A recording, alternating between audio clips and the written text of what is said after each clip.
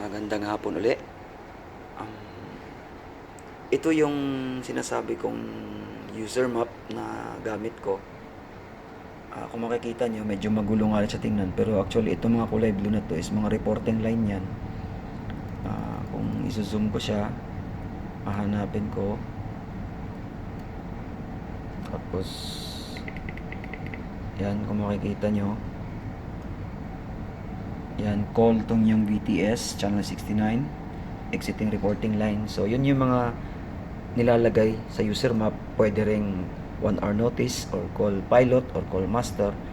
So, yun. So, dito banda kasi, dito banda meron akong hindi nalagyan. Dito banda, makikita nyo dito banda sa cursor na to. Meron yung reporting line dyan na dito. Ito. I-zoom in ko. Na hindi ko siya nalagyan. Ito yon channel 67 na yan. So hindi ko siya nalagyan. So kailangan ko siyang lagyan para at least kung sino man yung gwardiya is makapag-report siya sa BTS na ito, kung ano mang BTS na ito. Pero para malaman mo yung BTS na yan, i-right click mo lang. Right click ka rito. Punta ka sa S57 CMAP chart. Yung CMAP na yan. I-click mo dito sa mismong pinaka may channel 67 or yung reporting line na yan, kahit dito banda or kahit basta sakop ng area na yan, click mo siya.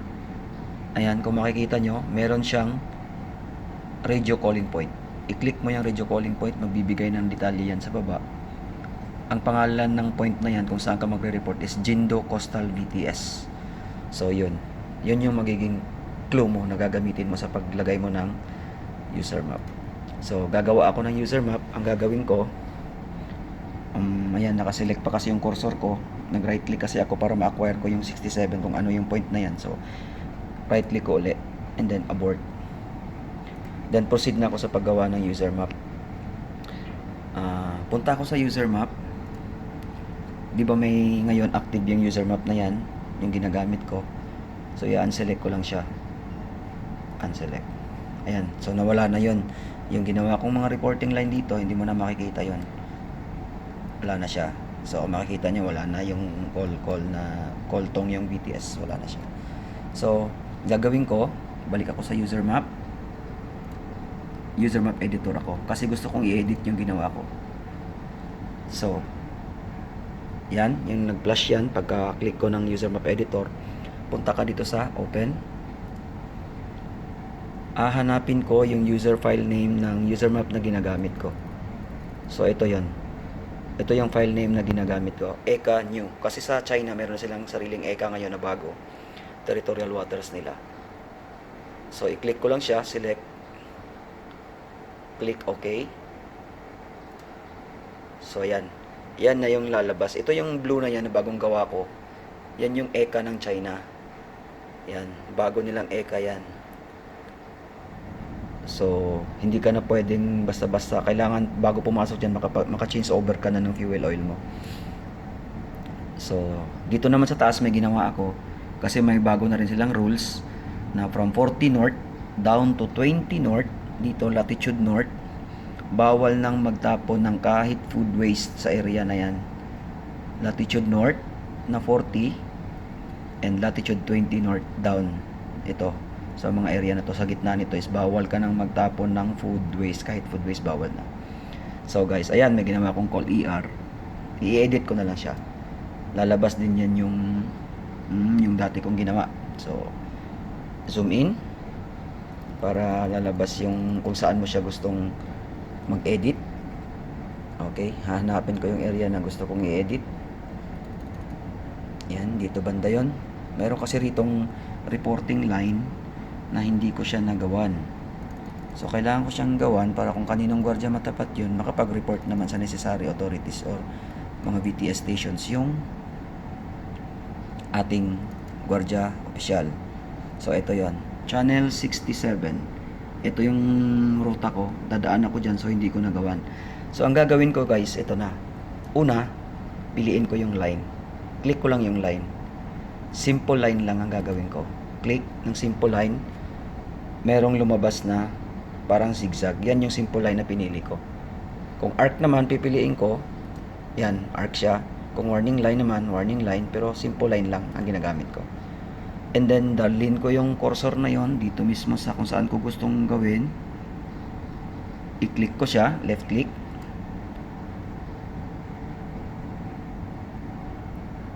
Dadalhin ko siya rito sa baba or either taas, depende sa'yo. Sa akin mas komportable ako rito sa baba. Yan. Left click uli. So meron ka ng guhit. Pag ginalaw mo yung cursor mo, may sasama yan na linya kasi ano siya, pwede mo siyang i-continuous na click, pero isang kasi linya lang naman ang kailangan mo. So i-right click mo na dito, mag-right click ka na para ma-end mo siya, right click and then abort. So may linya ka na, kahit igalaw mo cursor, putol na siya, kumbaga end na. And then para malagyan mo siya ng text, ng pangalan na reporting line, dito naman hanapin mo yung text. Yan. Click mo si text, small font lang. Hindi mo kailangan ng malalaking font. Pag click mo ng small font, lalabas itong si text sa baba. Pagka-click mo ng small font, lalabas si text ito.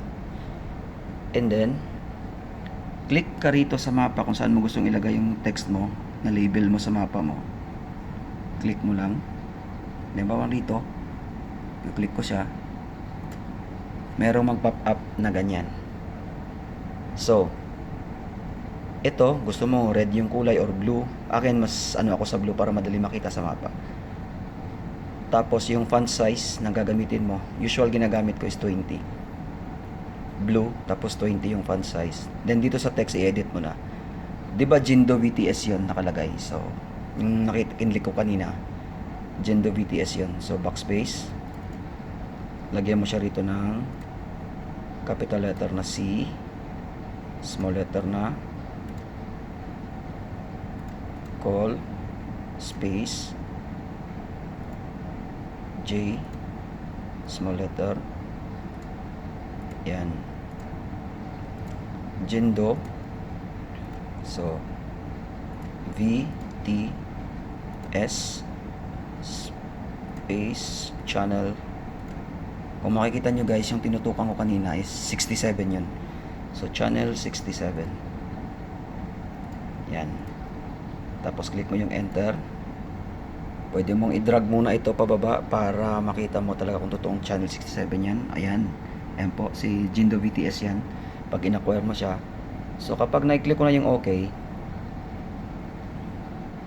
tingnan nyo po. Ayan po yung text kung saan ako nag-click kanina, na lumabas po itong display na to. And then pag kampante na po kayo, call Jindo VTS channel 67. So isang message pa lang po yan. Gagawa pa po tayo ng isa. So click ko ng OK. So tatatak yan. Pansin nyo, ayan na, call Jindo VTS. Pero hindi mo pa nasabi kung ano yung intention mo sa pagtawag. So lalagyan mo uli siya rito. Click ka uli rito ng isa, ng isang message pa. Ayan uli, text yan. Lalabas uli yung pop up uli ito. Ganun pa rin, kulay blue. Same, 20 ang font. Ang text mo, backspace. Ang ilagay mo rito, entering reporting line.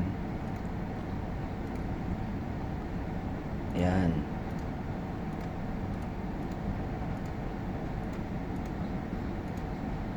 Entering or passing, depende sa'yo, pero mas maganda yung entering reporting line kasi mag-i-exit ka rin. Entering reporting line, tapos magtatanong lang sila sa inyo kung ano yung mga detalye na pwede nilang itanong. Then enter. Entering reporting line, then okay. So ayan, nag-pop up siya, call Jindo VTS, entering reporting line. So pagpasok mo rito ng barko, tawag ka na. And then move ka na rito, drag mo yung cursor mo kung saan ka na naman mag-exit. Yan, saan ako nag-exit? Dito, sa point na to. So dito, maglalagay uli ako ng line. Simple line, same procedure. Click ko uli rito. Saan ako mag-exit? Dito, di ba? So click ko siya rito. Drag. Right click para ma-end. Abort. Hanapin mo na naman si text. small font. Lalabas na naman si text. Click mo na naman dito. Ayan. Same procedure. Blue. 20. Text. Backspace.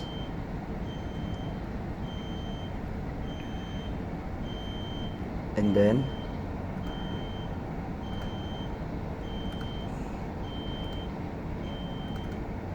call.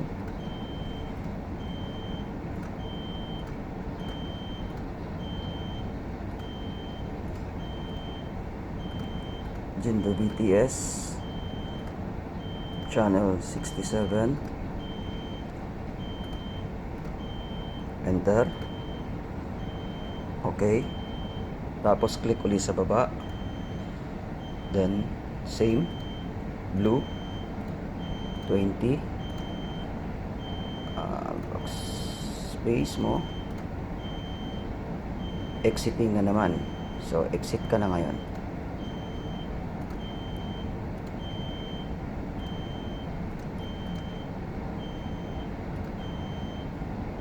Exiting.